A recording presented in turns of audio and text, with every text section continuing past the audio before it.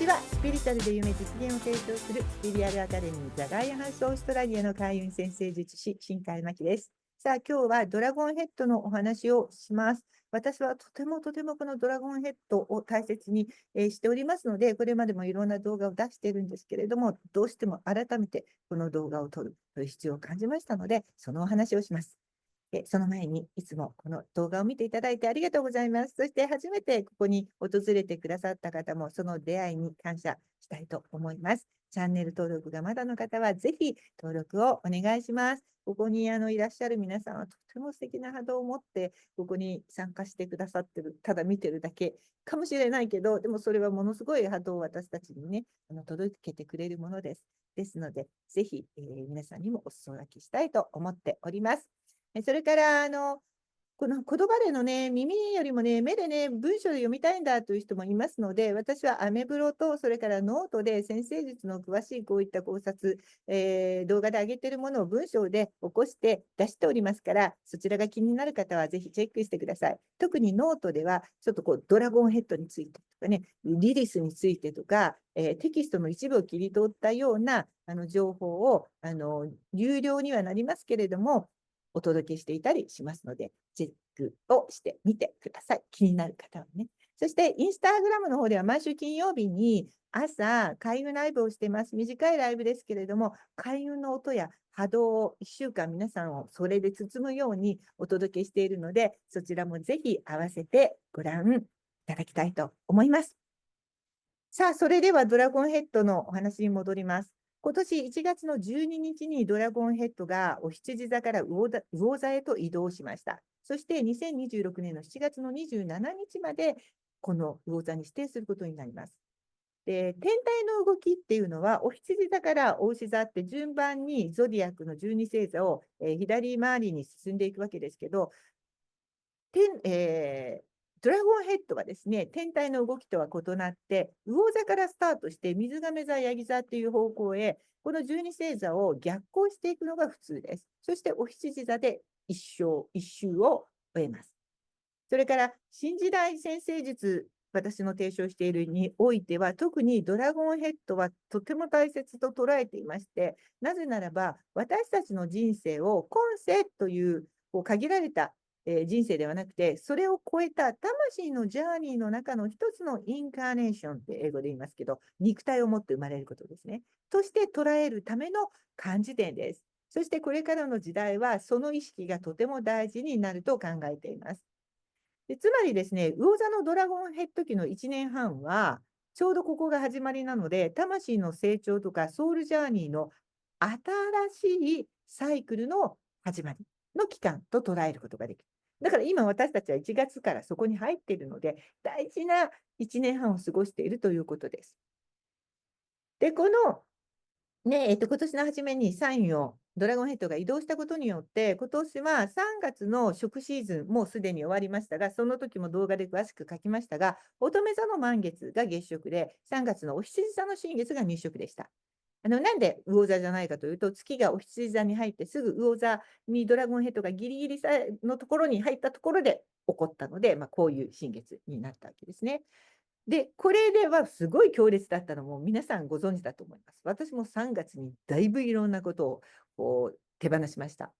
で、この後もう一個最大のピークが来ます。これが9月です。9月の8日、魚座の満月が月食です。それから9月の22日の、乙女座の新月が日食です。この9月の食シーズンこそ、今年最も強力な変容の季節になります。で、そこに向けて準備が必要だと思いました。なので、かなり早めなのに、9月に備えて、もう一度ドラゴンヘッドについての動画を上げているということです。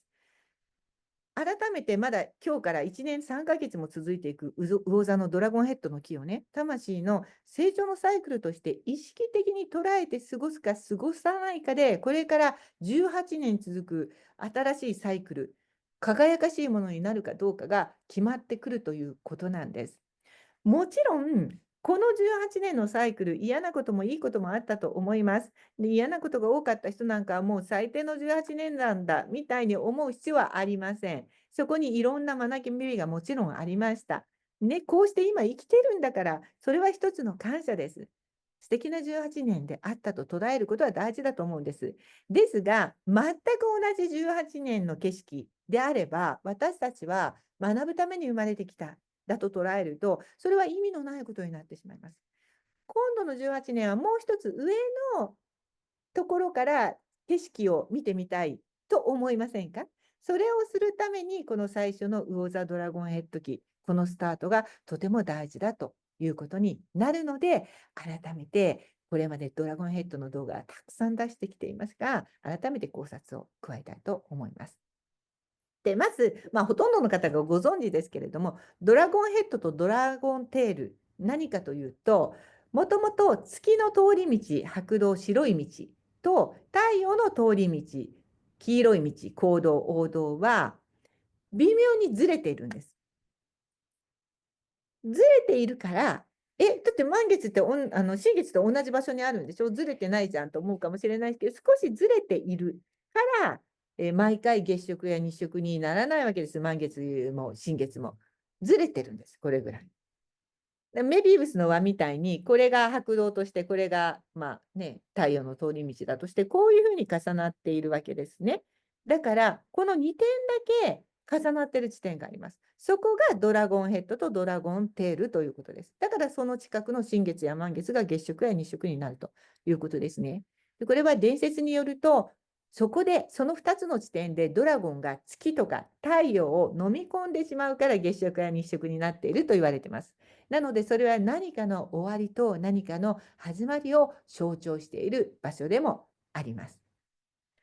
で、このドラゴンテール、尻尾の方は過去であり、前世であり、慣れ親しんだ場所です。そしてドラゴンヘッドは今と今から先、今のあなたに関する関連している未来っていうものを示しています。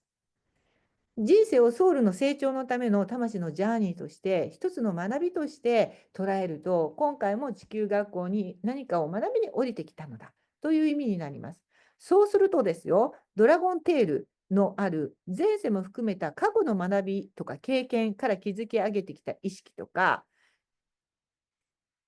その場所っていうのは、すでにあなたがもう経験した、学んだ場所、楽な場所、コンフォートゾーンというふうに捉えることができるわけです。例えば、前世で高校レベルを卒業した人が、もう一回高校のテストを受けようとしているということ。で、これは宇宙はずるいと捉えるわけですよ。新しい学びがない。できるに決まってるじゃん。それだけをやるの？そうすると宇宙から見ていると、宇宙視点では、この人は成長するつもりのない人だとみなされます。よってその人の人生はこれ以上上昇させる必要はない。今世で学ばないから、もう今世はずっとフラット。だから何か止まったような、一生懸命努力してるのに報われない人っていうのは、大体このドラゴンテールに引っ張られてるんです。スタックして詰まっている。だって宇宙がそこに何も追い風を送りませんから。だってまた高校をやろうとしているからということになります。すごく簡単に言うと、ドラゴンテールの場所は宇宙からの愛とかサポートを受け取ることができない場所なんですが、多くの人が大体そっちがコンフォートゾーンだから、そこに居続けようとするですね。それだとやっぱり今言ったように、地球上に何でもう一回降りてきたかの意味がないということになります。ですから私の、先生術の個人セッションでは、そう、おかげさまでこれも今、YouTube のおかげで、日本からわざわざ観光のついでにセッションの予約をして、ここに来てくださる方も増えていますし、オンラインで日本人の方がたくさん個人セッションを申し込んでくださるようになりました。これまでは海外の人が多かったんですけど、YouTube で日本人の方とのつながりが生まれて、私は本当に日本が好きなので、とてもとても嬉しいです。で、その私のね、先生術のオンラインの個人セッションでは、今世で皆さんが何をしに来たのか思い出して、それをすると宇宙からのサポートが入って動き始めるわけですから、ドラゴンテールじゃなくてドラゴンヘッドの場所で積極的にその場所にあるものを学んで、その場所を経験しようとすることが大切。宇宙からのサポートがそうすると入り出すよという視点でお話をしてきています。ドラゴンヘッドの場所と本質が生かされるアスペクトを持っている天体の場所、こういうのを見ながら、宇宙からサポートされる生き方っていうのを提案しています。で、個人セッションで見る皆さんの生まれた瞬間のバースチャートの中にあるドラゴンヘッドの意味っていうのも、だからとても、重要になってきますという。ただこれはここでお話ができなくて、一人一人違うし、ドラゴンヘッドの場所が分かっても微妙にそこにどんなアスペクトなんていうのもやっぱり実際は絡んできますから。でもトランジットのドラゴンヘッドは今みんな私も含めて共通で経験していますから、このお話はできると思うんですね。トランジットのドラゴンヘッドはちょっと違った意味合いになるんです。その時、その年、今年だったら魚座、ね、ドラゴンヘッドのある場所は、宇宙が社会全体に対して宇宙が関与してくるよ、この場所。なんでそこをやった方がいいよ。関与してくるということは学びもあれば、そこでの気づきや目覚めもくれるし、上昇ポイントもくれる場所を示しているということになります。ということは、2025年の1月からの1年半というのは、魚座のドラゴンヘッドの場所を意識して生きることがいいに決まっている。うまくいけば宇宙からのサポートをバンバンバンバン最大にもらえる可能性がありますよということになります。ということで、9月の魚座のドラゴンヘッドの影響を一番強く受ける食シーズンまでに今年の課題に取り組んでいる人は、もうあなたは有料生徒です。もうどんどんサポートします。なんか、補助金が出る。なんていうんだっけ。学生がタダで行けるか、特待生ですかね。みたいな感じになるということです。こういうふうに宇宙に私を特待生にしてくださいというアピールをする準備がもう始まっているので、9月までにやりましょう。魚座のドラゴン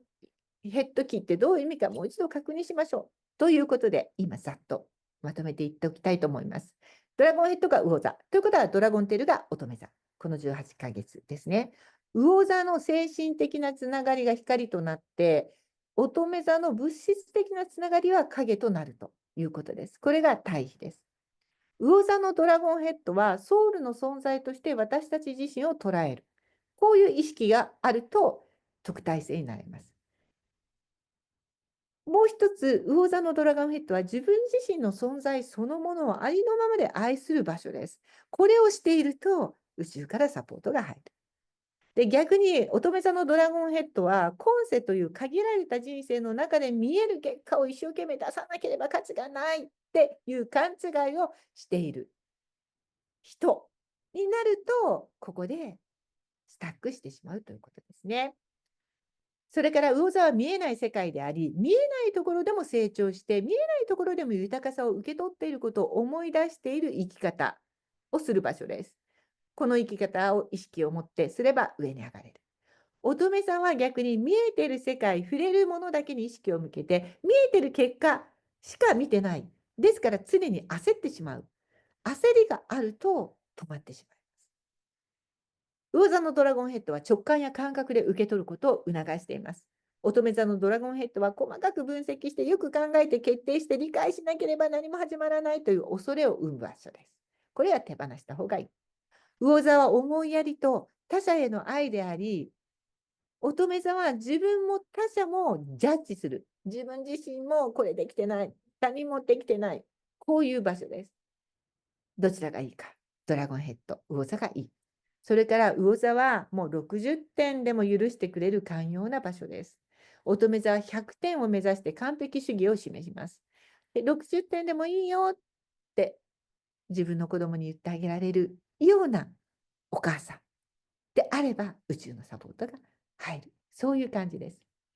それからもう一つですね、分かりやすく、魚座乙女座のラインっていうのは、健康のテーマというのが深く流れているんですね。で、西洋医学を否定するわけでは決してありません。西洋医学の恩恵に私も預かっておりますが、乙女座が西洋医学っていうのを示すんです。で、魚座が予防医学とか代替医療、オルタネイティブ医療というものを示しています。なので、この期間は、もう、対処療法とか症状を重視するようなアプローチを人類が卒業していかなければいけないよというメッセージが含まれています。もっと予防医学とか体の声に耳を傾けるとか、そもそもの原因を探るような、そういう本来の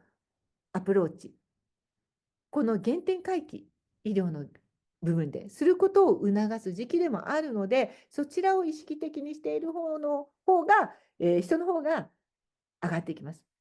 私は願望実現メソッド、マニフェステーション、実現プロジェクトというのを、この魚座の魚座ドラゴンヘッド期に多分一番大事だと思ったので、今年始めたんですね。通常私のほとんどのクラスは今、おかげさまで忙しくさせていただいているので、先生術とかカラーセラピーも申し込むともう動画を見るんです。もう久しぶりに私ががっつり2ヶ月間、もうすべての質問、すべてのもうやり取り、2ヶ月オンラインのサロンに入っていただいて、ずっとつながり続けて、みんながもう一度自分を取り戻していく、願望実現の力を取り戻すというプロジェクトをやっております。気になる方はぜひ参加していただくとウェルカムですけど、今度5月、6月コースがもうすぐちょうど始まるところなんですけれどもね。でもそこの中で夢が叶わないのは、あなたの周波数が低くなっていて、夢っていうのは周波数が高いから、同じ周波数のものじゃないと引き寄せ合えないから、まずあなたの周波数を高くしましょうということを徹底的にやるんです。いろんな、すごくでも簡単なタスクなんですけど、やっていただいて。で、その中で最初にやっぱり自分の体をいたわるっていうことをやってくださいということをお願いします。すごく自分が今健康じゃないから、じゃあ私目が叶わないんだなと思う必要はないんです。その状態は後から改善されていくから、今すぐにじゃなく、見えてなくてもいい。見えてなくても大事なのは、体をいたわって生きている、体の声を聞こうとしている日常を送っているかどうかです。体をいたわっている人は周波数が高くなるから、毎朝食べるものとか、毎朝どういう行動をするのかとか、それは体に届きますから、あ、私たちのことを考えてくれてるんだな、この人はって体が思うこと。これはすごい周波数を上げるんですよ。だからやっぱりその西洋医学的な病気になってから対処するというよりは、普段から、まあね、準備しておく。予防医学的な考え方の方が願望実現にも適しています。だからこういうものもひっくるめて、魚座のドラゴンヘッド期にやった方がいいなということで、このプロジェクトは始めたということです。ちょっと宣伝も入りまして、話がそれたんでぐるぐるぐるっと戻してきます。つまり、魚座のドラゴンヘッド期、ありとあらゆる物事に対して過剰に分析して考えすぎて、そしてジャッジしてできてない点みたいなものをこう細かく続いていくような傾向から、もっと大きな見えない存在を信じたり、体とか自分自身の先にある見えない可能性、見えてないけれども、そこに信頼を置くこと、信じようとすること、信じられるあなたになる、その方法を学んでいく時だということです。そして同時に自分自身にも、もちろんこれが最優先、そして他の人にも愛を育んで、自分も他者も完璧でない、その状態を許すっていうことを学ぶ時なんです。とっても簡単な言葉で言うと、難しいのかも逆に知れないけど、ワンネスっていうものを目指す場所なんですね。だから今ここで今世で出会っているすべての存在、今これもそうだと思うんです。直接話してなくても動画を見てくださった方はもう勝手に私は同志だと思って、毎朝の波動を上げる、周波数を上げる私のリツアル、5分のリツアルがあるんですけど、その中に入れていますし、皆さんの幸せをね、死んだ万象すべてを愛して、もちろんもう何回も言いますけど、自分は最優先ですよ。愛しながら共存していく生き方を見つけ出す期間だということになります。来年の7月の27日まで人類共通で宇宙から与えられた魚座ドラゴンヘッド機の課題に逃げずに一緒に取り組みませんか？乙女座のドラゴンテールの過去に逃げるパターンから卒業して成長しませんか？こういうメッセージです。地球というワンチームなので私たちは。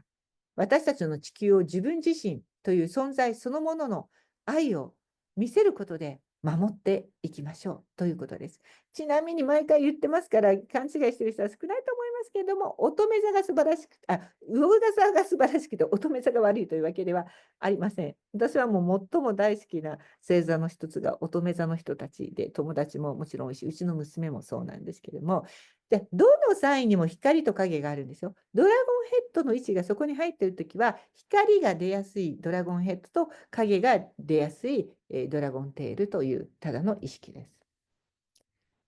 なので、勘違いしないようにしてください。乙女座ぐらいの人も、乙女座に天体がある人も、通常はその光の部分を生かして人生を拡大させますから、乙女座の、ね、光、いいところいっぱいありますから、勘違いしないように。もう本当に細かいところに手が届く優しさとか、責任感あふれる態度とか、人の役に立つことが大好きだとか、自分無理してでも手を差し伸べる愛は、もともと乙女座ね、持っています。うちの娘なんかも本当に優しいんで、乙女座っていいなっていつも思います。で、実はですね、私の個人セッションでは2回目以降のセッションの時には、個々のバースチャートの誕生図にあるドラゴンヘッドの位置と、今の外にあるドラゴンヘッドの位置、トランジットの位置ですね、その関係性を重視して、ここから半年、これが落とし穴でこういうことしない方がいいよ、こういうチャレンジをするといいことがあるよ、こんなチャンスが来るから掴んでねっていうのを、割とこうドラゴンヘッドのトランジットとバースチャートの位置関係で読み取ってお伝えをしているんですけれども、例えばちょっとここでじゃあプチ情報をせっかくなんで最後につけると、バースチャートのドラゴンヘッドとトランジットのドラゴンヘッドがくっついてるコンジャンクションしている期間は、つまりだから今魚座のドラゴンヘッドのバースチャートを持ってる人は魂の方向性がすごいリフレッシュされていくということが多いです。で、それが逆にスクエアになってる人、双子座とかだから今回は伊手座のドラゴンヘッドですよ、太陽星座じゃなくて、は何かに執着していると強制的な手放しが発動する期間となったりします。こういうふうにして見ていくということですね。なので、興味のある方はぜひ個人セッションにお越しください。それからですね、最初にお話しした、ノートをもうつい最近、本当につい最近始めたところなんですけど、それは要望がありまして、なんかもちろん学びたければ、プロ先生術コースとか、養成コースをやってるので、それを申し込んでいただくのが一番いいんですけど、動画とテキストでたっぷり学べますが、だけどちょっとここのブラックムーンのところ、ドラゴンヘッドの訳し方だけテキストで何かこう見たいなというリクエストをいただくこともあったのでノートを始めました。なので、このまだ1年3ヶ月残っている魚座のドラゴンヘッド期に、皆さんのバースチャートのドラゴンヘッドのサインの位置によっては、どんな出来事が起こるのか、1つ目。それからどんなことが落とし穴か。それからどんな出会いを逃さない方がいいのか。ドラゴンヘッドって結構出会いと関係してます。それから何をすればチャンスにつながるのかという、この4点セットについてまとめたものと、バースチャートを出せなくても、生年月日からドラゴンヘッドって分かるんで、あなたが何年何月だったらこのドラゴンヘッドという表とともにノートで、販売をテキストでしてますので、これもごめんね、宣伝になりますけれども、テキスト、その部分だけ欲しい方は、ぜひチェックしてみてください。ということで、ここで終わりたいと思います。ただ、それをね、見なくても、みんなに共通の今の上座のドラゴンヘッド期に今日お話ししたことを意識していただくだけで多分十分だと思います。素敵な魚座ドラゴンヘッド期、地球ワンチームとして皆さんと私もつながりながら今後も自分のできることをしていきたいと思います。最後にやっぱりよいしょ、私が宇宙から授かったセプタグラムソウルジャーニーコーチングのカード。ちなみにこの中にドラゴンヘッドのカードもありますけど、こういう絵柄も全部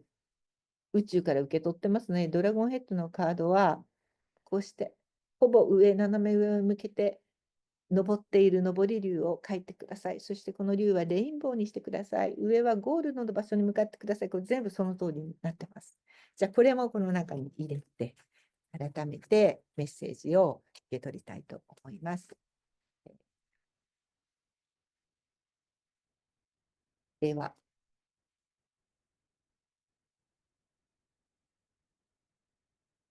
これぐらいにしておくね。一番上を引きます。8です。エタニティです。数比術のカードもいっぱい入ってます。この絵柄もね、ハートをここに8の2つの世界の融合、前世と今世、今世から未来につないでいくエネルギーだったり、スピリチュアリティとリアリティ、私のこの